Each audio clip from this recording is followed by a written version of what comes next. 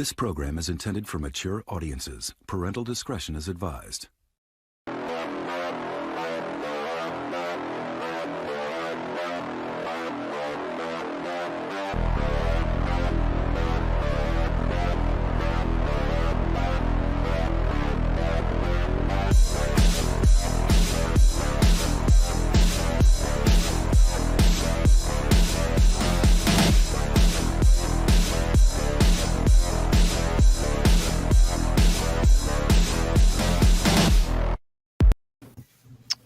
To answer that question, did I shoot up music? No, I did not actually.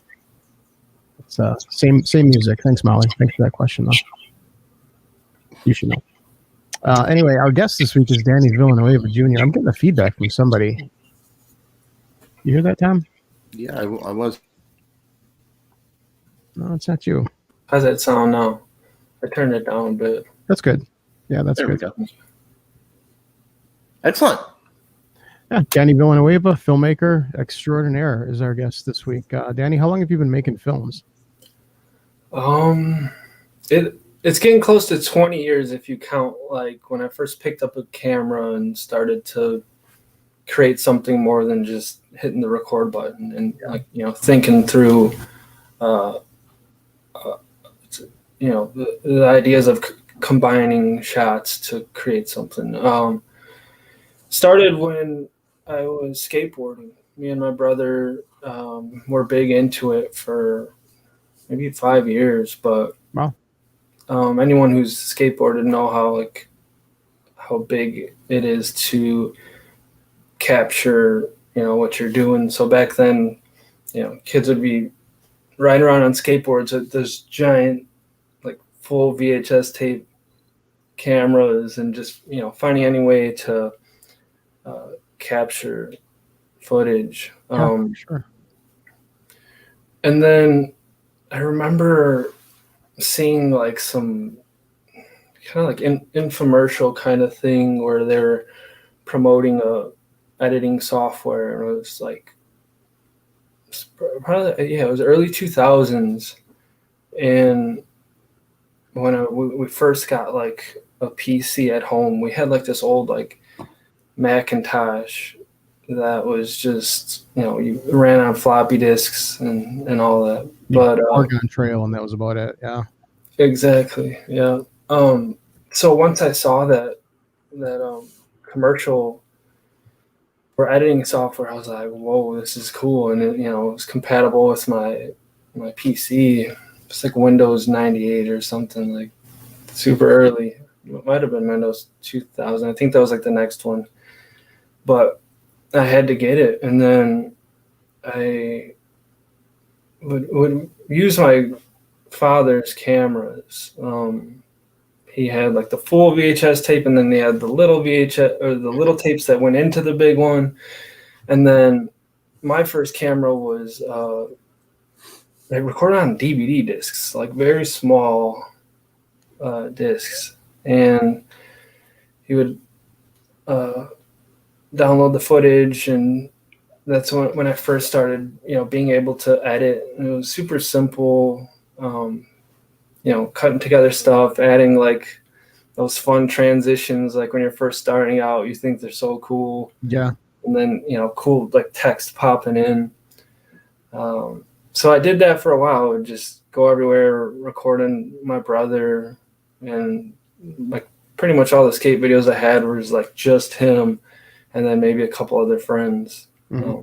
And then this was the days where like Jackass was like huge, Mm-hmm. wrestling was huge, and prank videos were becoming a thing.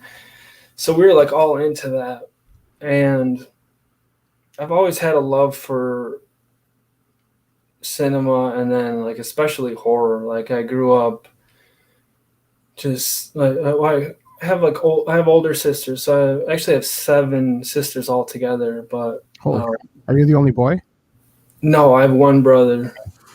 But yeah, they were in their 20s when I was in like my but before I turned 10, they were like in their 20s, and they would watch tons of stuff that I shouldn't have been watching. And, you know, they didn't have a problem with me seeing these films, and, you know, I loved them. These were like, you know, throughout the 90s, and like what I remember the most was like the franchise horror, like, you know, Michael Myers and Friday the 13th, and, you know, all of those. And I just, you know, have vivid memories of walking through Blockbuster movie stores, and, you know, just going home, sleeping over my sister's at one night, and then just preparing to be like traumatized, but like in the best way. Like it would be, and, you know, I had 3 other siblings that were around my age, so we would like we would have so much fun together and just scare each other so badly. Like we're all trying to sleep, and someone's like, you know, doing like a Freddy Krueger voice or something. And it was just fun to just, I don't know, all that. Those are like precious memories to me. Totally. And although they like scared me badly, it wasn't like I knew the fun in them. But I do remember like early enough where it was Child's Play 2, actually. This is like one of my, like, I guess, scariest memories watching a horror film.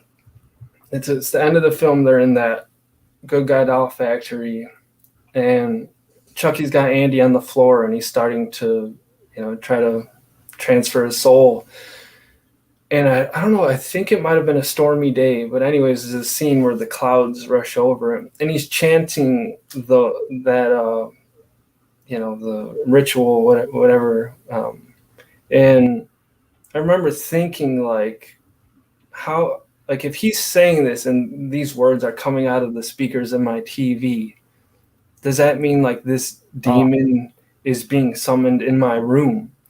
And I just remember being so freaked out and like trying to get my family to like shut it off, or I don't know what was happening, but that's something that I just remember. And, you know, those kind of feelings like really like stuck with me. And then as I grew and I started to, you know, understand what's real and what's not, like I just looked back at, like, you know, just the thrill of all of it, and I just, you know, wanted to keep that. So, you know, it was cool. Like, and then in my teenage years, I'm going back revisiting all these for nostalgia. But yeah, I had that love, you know, and then I started off making like silly skits, narrative skits, and this was because I knew I had no kind of knowledge of filmmaking, and I knew they were going to be bad anyways. And the best way to do it is just to like embrace that, you know, terrible quality and make it as bad as you can. So it was just like the silliest things, you know. Me and my friends would just on the spot, like have no kind of screenplay and just show up like, what story are we going to tell today? And then just be that.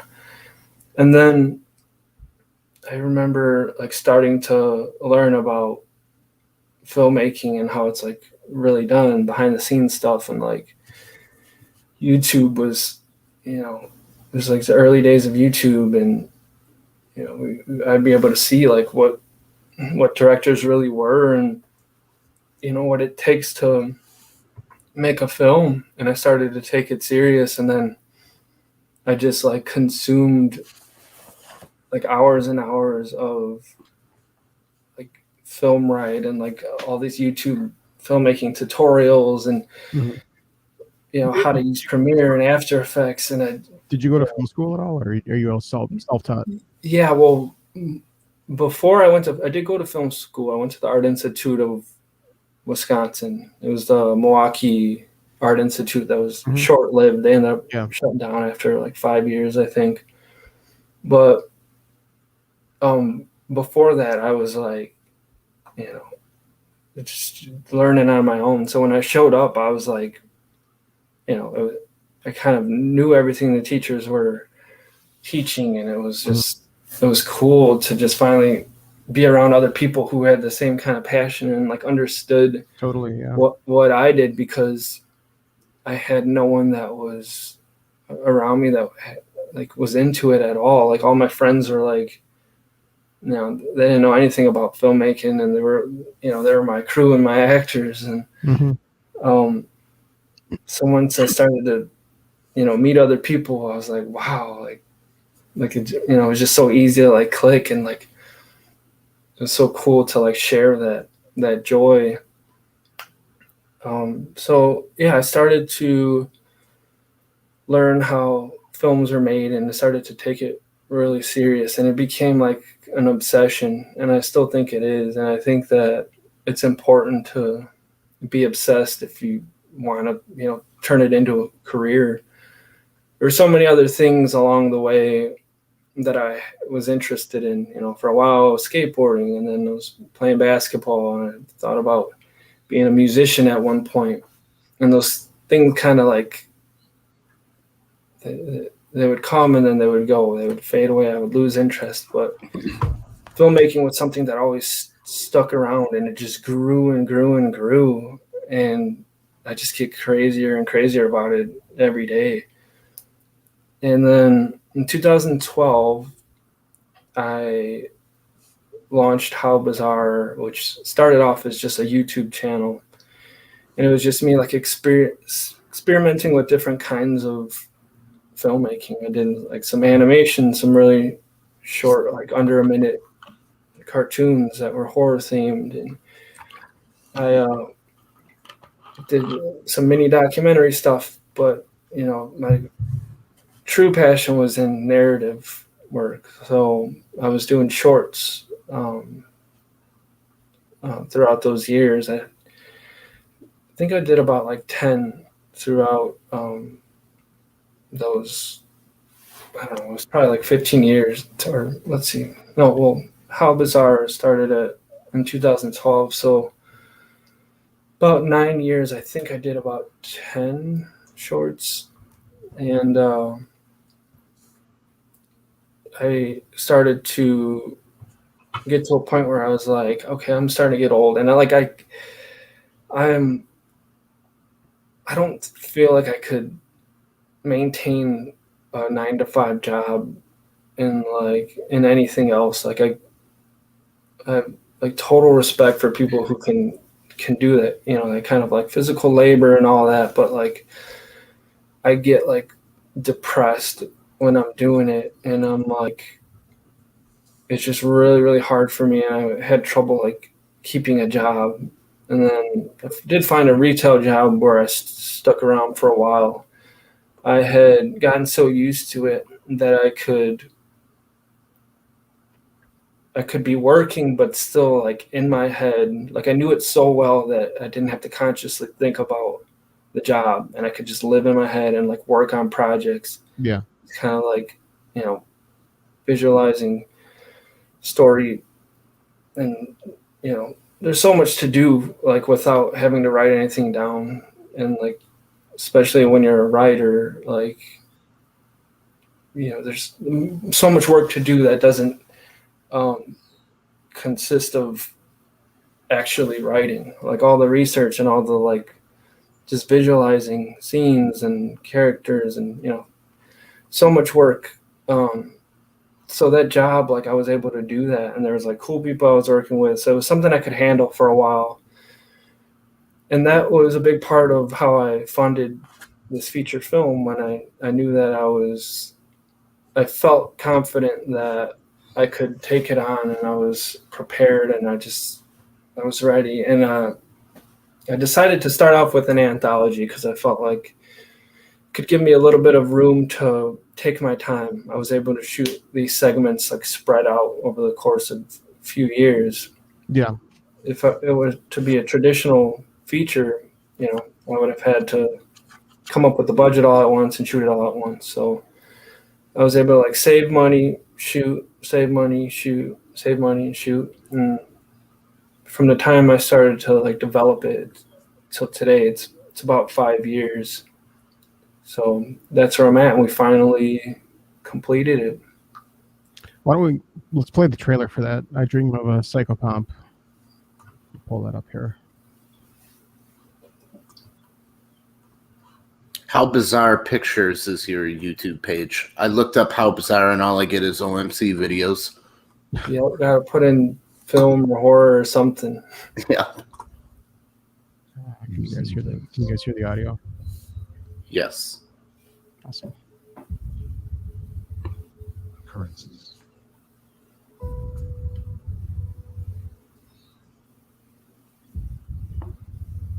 These are not hallucinations.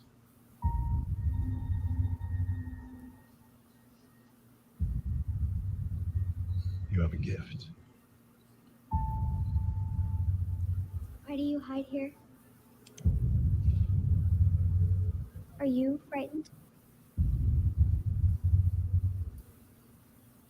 I've been having these visions about death, about things few in this world are meant to see.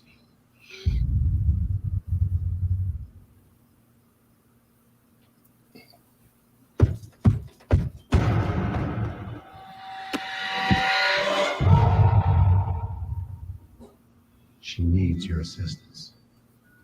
Calm down. Calm down. It's okay. It's okay.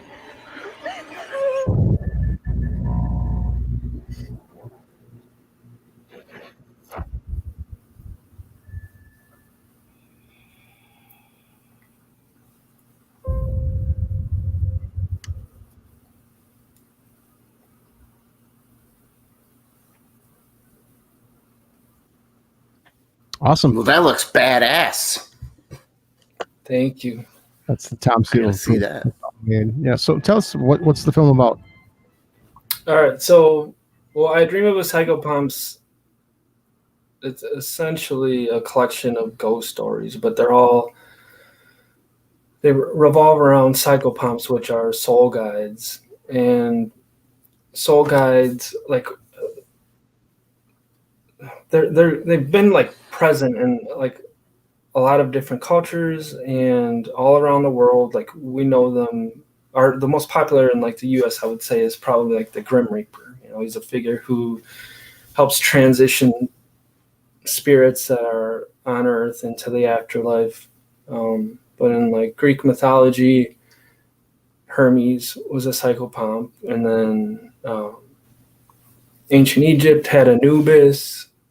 You can say like angels or kind of psychopomps, and then like nowadays shamans still practice psychopomping. They go into a meditative state and then they find earthbound spirits and then they have these conversations with them, and then they like help them come to terms with death, because they say that spirits are on earth because they either might not know they're dead, maybe they have unfinished business, or could be different reasons. So it's the psychopomp's job to help them transition however they can. But this film revolves around a grieving widower.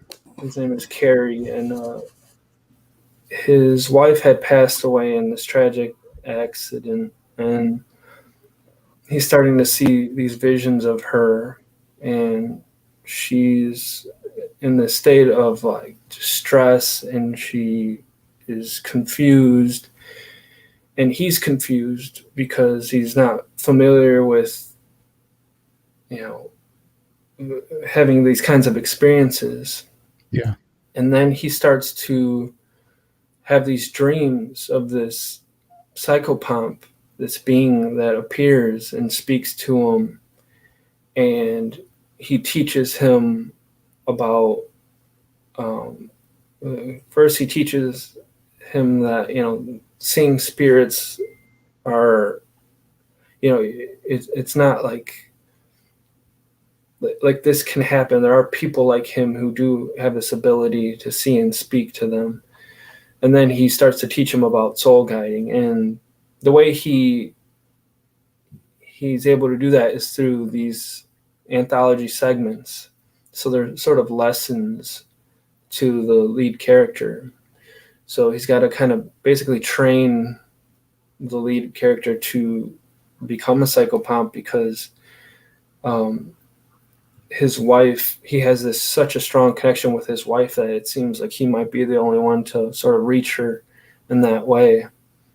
And so there's 3 segments that are in the film, and then this wraparound ties them all together. Okay.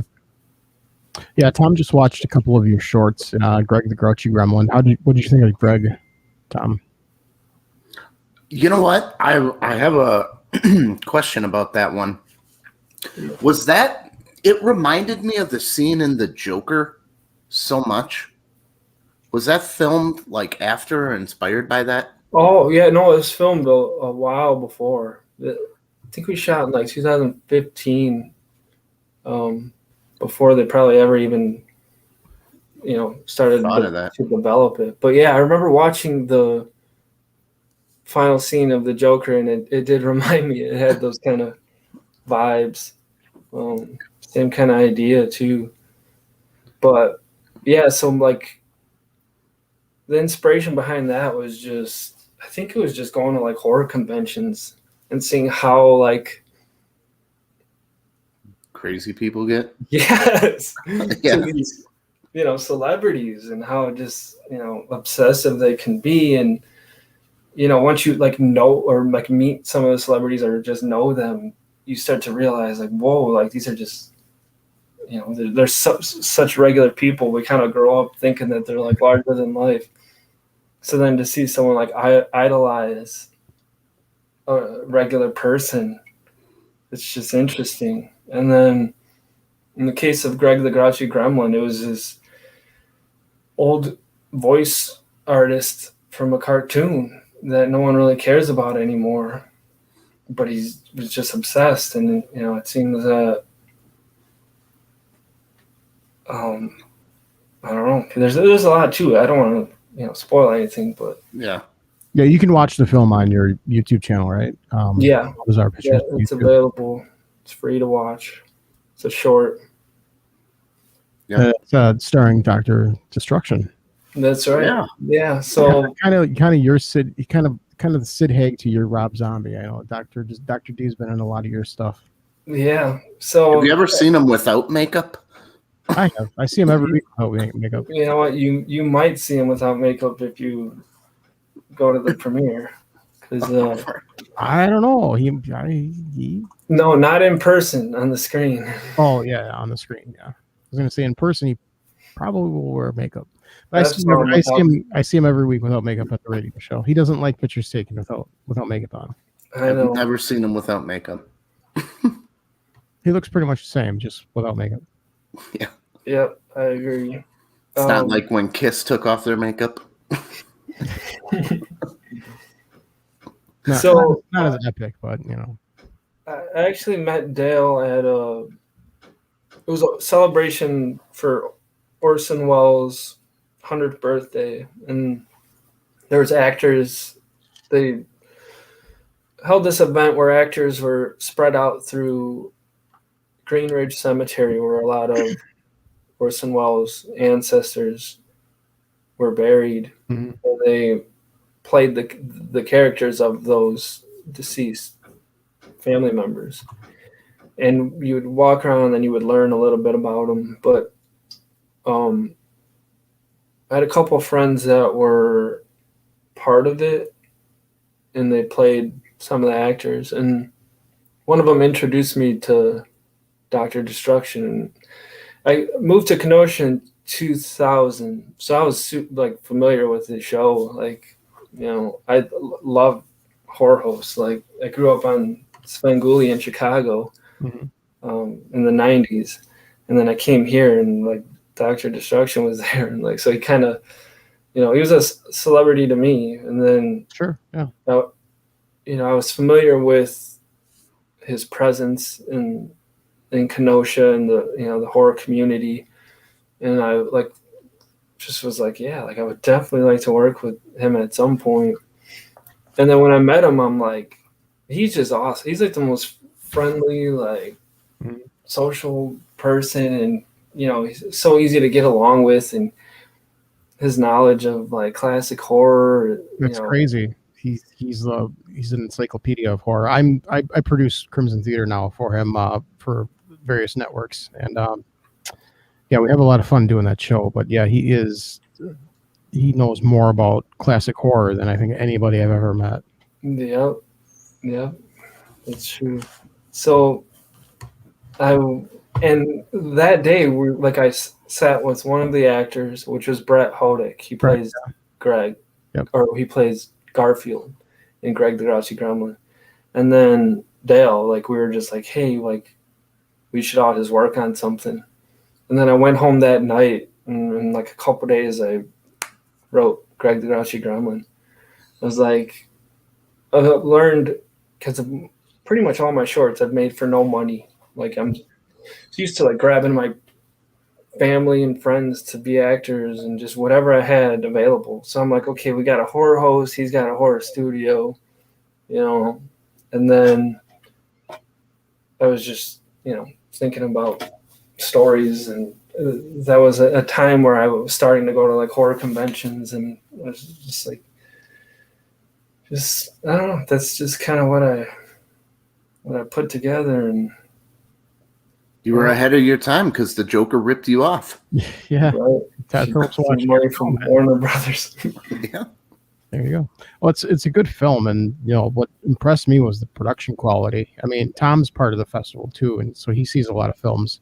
We see hundreds and hundreds of short films a year, and every once in a while a film will pop out with like this super good, high quality production value. And Greg the Grouchy Gremlin was definitely on that list. So congratulations on that, especially with no money, no budget. That's impressive. Yeah, it was a blast to make too.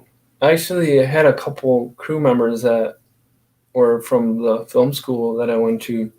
Like, I'm still friends with a lot of them. So like that was my biggest takeaway, was like meeting people. That's what I hear all the time when I ask people if they went to film school. Like, yep. What did you take away from film school? Friendships. You know, I met people. That's the biggest thing that people get out of film school. So true. Yeah. Yeah, that's crazy. So how many short films would you say you've made? I think I counted about 10. I'd have to recount. I don't know. Most of them are on my How Bizarre channel. Like that's when I started taking them seriously. I have a couple other before that I would never show anyone. Sure. But I do still consider them like a short film because, you know, it was still the same kind of process of creating it. Yeah. And you've got a premiere planned for Dream of Psychopomp. Did you want to talk about that? Yeah. So September 3rd, we're going to have our red carpet world premiere of I Dream of the Psychopomp. And it's going to be in Chicago, Illinois at the historic movie Palace, the Music Box Theater, which is just a beautiful and just has so much history. Just such a great cinema. And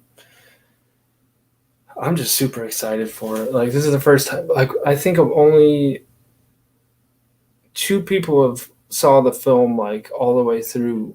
Like, my sound mixer, composer, and colorist have only seen it in, like, reels, because we, like, separate the film into chunks and work on it.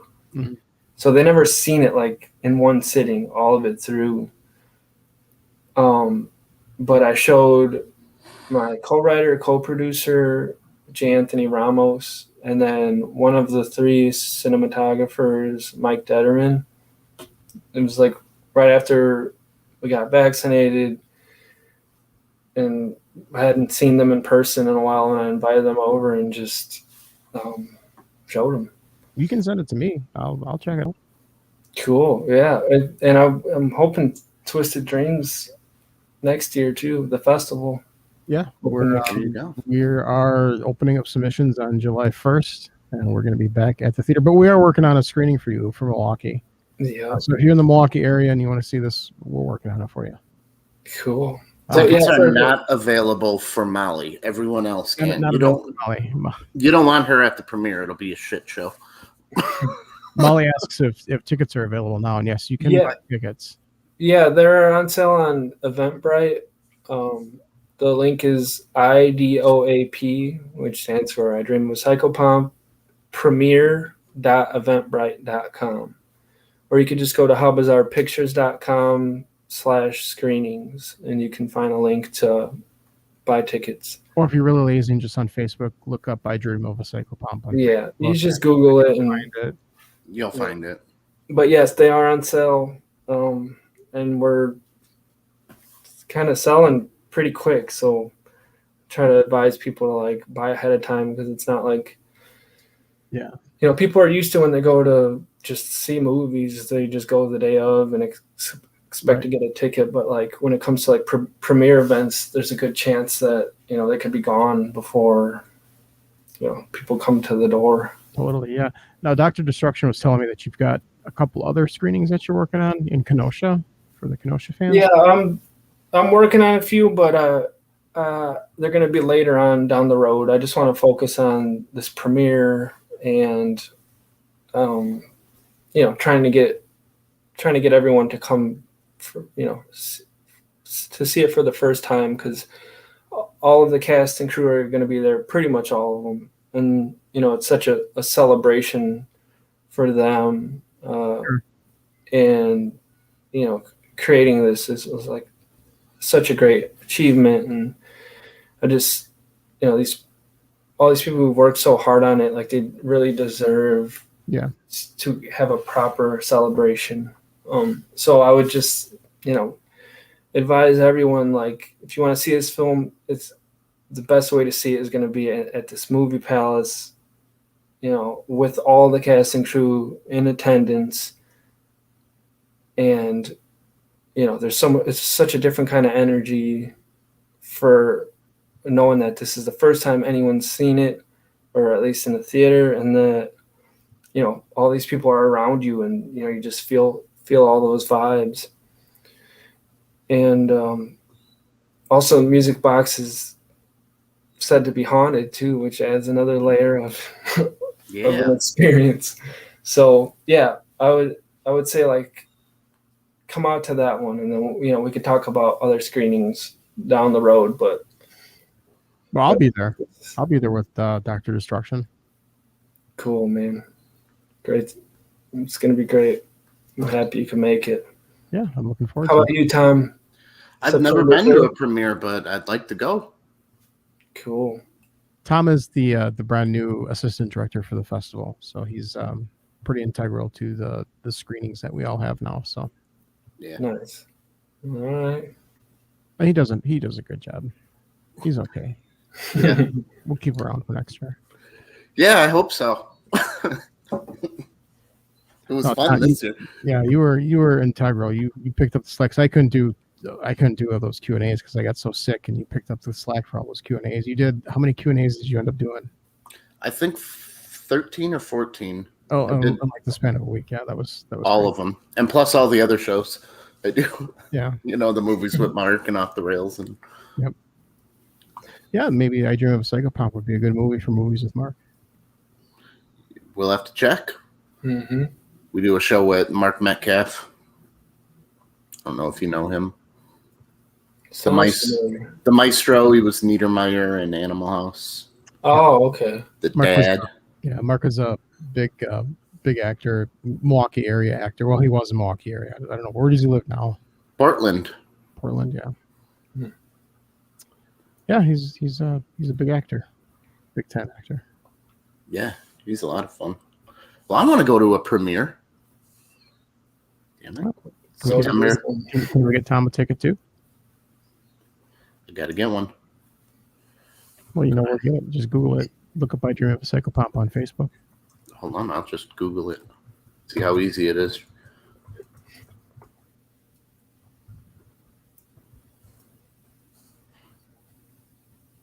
MBD. That's right there, right?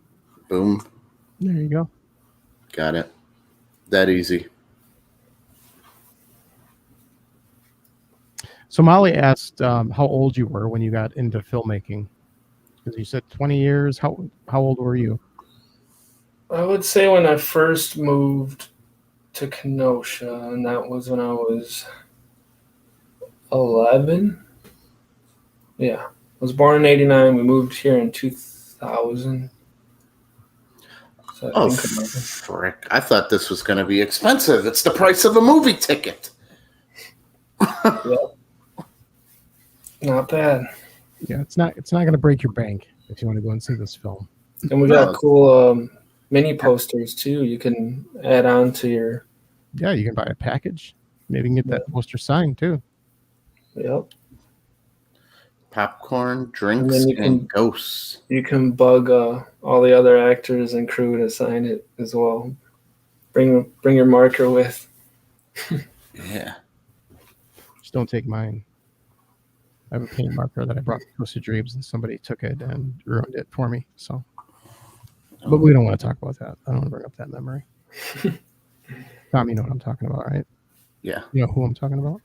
I think so. We don't want to go there. So what do you have lined up for the future? Do you have any projects lined up? Well, I'm working on my second feature-length screenplay. Working on it for almost 2 years now. Tom Sachs? That was okay. But I'm close to a rough draft, so it's still kind of early on. I'm gonna, now that I completed I Dream of a Psychopomp, I feel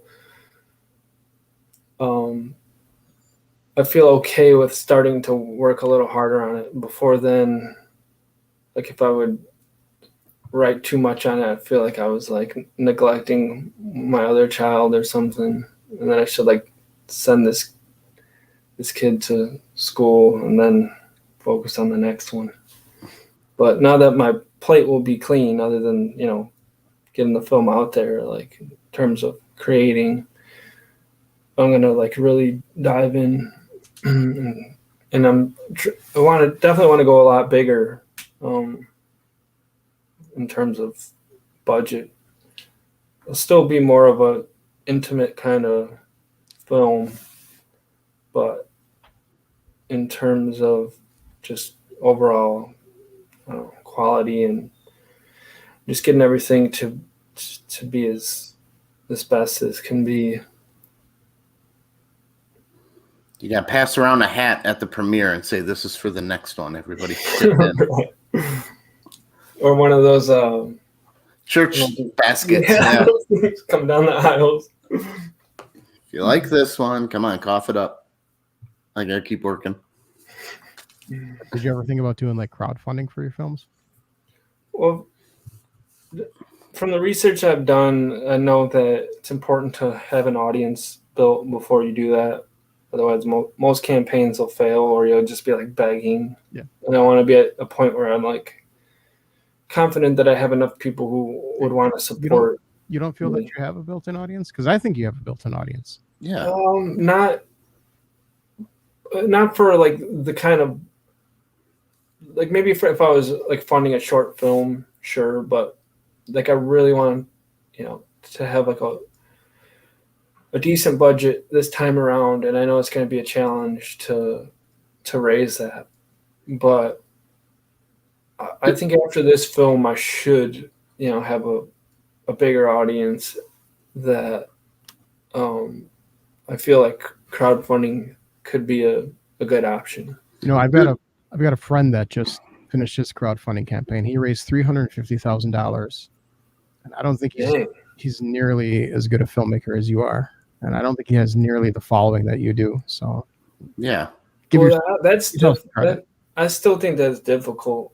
Like it is difficult. It is difficult. Not impossible. He must have got lucky with a investor, like a big donor or something. Oh, these are all just $100 donations, $200 donations. These are all donations. So what I'm trying to say is, I think don't sell yourself short. You've got more of a following than I think you realize you do. And you're handsome enough, you can do an OnlyFans if you come up short. Yeah, do an OnlyFans. Great idea. Yeah, I guess I just never considered it like this previous film. I, self-funded it, and I kind of didn't want to it's hard for me to ask for money, and I was just like, I just want to avoid that, and I just want to get this film done. So I was like, fund it all myself, and I knew I could do it for so cheap. But this one, I don't have that kind of money, so Yeah. I might have to start begging. It's not begging. Got to put the ego aside and just be like, hey, this is how it's done. Well, with crowdfunding, Everybody- people get value for crowdfunding. They're not just giving you money. They're getting something out of it, whether it's a poster, whether it's a premiere, a movie, a ticket premiere. They're getting something tangible out of it. So Yeah, that's true. I just need to get over that mental Yep. barrier. That's yeah, and you're not alone. I know a lot of people feel that same way.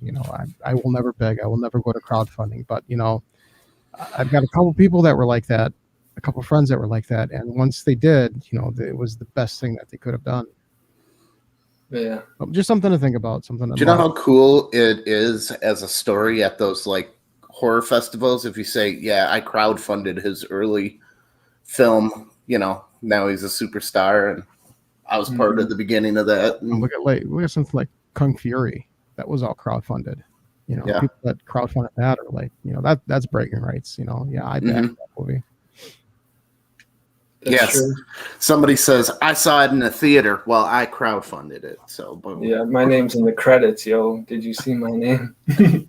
Yeah. So, Yeah, yeah. if I think of all like the classic horror films I saw in the 80s, crazy. All these classic movies that people talk about. Yeah, I was there opening night. Friday the 13th Part 3 in 3D. Yeah, I saw it in 3D in opening night. That's cool. Evil Dead 2. I was there opening night. Wow. No, whatever. I'm old. I hope years down the road I could say the same things. I saw some great films in the theater, so I already feel like I could say that about a lot. Oh, sure. Yeah. I was lucky that my mom was a big horror fan, and I was the only one that would go to horror movies with her. So I was like her horror movie buddy. So I was 10. I think the first real horror film I saw in the theater was Creepshow in 1982. And it was fair game. From there I went to everyone. Evil Dead 2, saw that in the theater. Silent Night, Deadly Night, I saw that in the theater on opening night, which it was controversial. I don't know if you guys remember, but Silent Night, Deadly Night was petitioned in a lot of big cities. Mom groups would, Mothers Against Violence. All these mother groups would petition Silent Night, Deadly Night because it had a killer Santa. Yeah. Okay. They would petition the front of these movie theaters that were playing Silent Night, Deadly Night, and my mom took me. And we're walking up, and these moms think that we're going to join in the petition. Grab our sign, and but no, we bought a ticket and we walked right past them. And my mom just kind of gave them a snide look. She's taking her 10-year-old kid to go see the Killer Santa movie that they're picketing. So that was cool. Yeah. Is that the one where the little girl helped Santa up the ladder? Could be. It's been years. Okay. since we've seen. That one was kind of creepy. Yeah. I think the parents were hiding from him, but then he tricked the little girl that he was Santa and then got back in the house or It's something. Tales from the Crypt. Oh, that's right. Yeah, that was Tales from the Crypt episode. Okay. Tales from the Crypt was actually a really good show. Yeah, I watched that a lot as a kid. That creeped me out. Yeah. Season 1, Crypt Keeper was scary looking, and then they kind of cartooned him up a little bit. Yeah. Yeah, well, eventually they made the cartoon, the Tales from the Crypt Keeper cartoon I Saturday. remember that. I remember that. I had a doll that you'd press its belly button and it would like cackle, and Yeah. Crypt Keeper doll. Had like a Hawaiian shirt. Yep. That was a good show. Now the new Creep show is pretty good too. Oh, I got to see that. The series, yeah, it's pretty good. This season was short because it had an episode with Marilyn Manson, and they shelved it. They pulled it, so it was only like 5 episodes. So, but that's cancel culture for you, Yep. So, Oh well. I guess that's all we have time for. Danny Villanueva, thank you very much. yeah, thanks, Dan. Thanks, guys. This was fun. Look up I Dream of a Psychopomp on your social medias or Google it. Look up How Bizarre Pictures on YouTube. Check out all of Danny's short films. They are worth checking out. We'll be back next week. Join us. We'll have a new guest, someone new or someone old. Who knows? But we'll see you next week.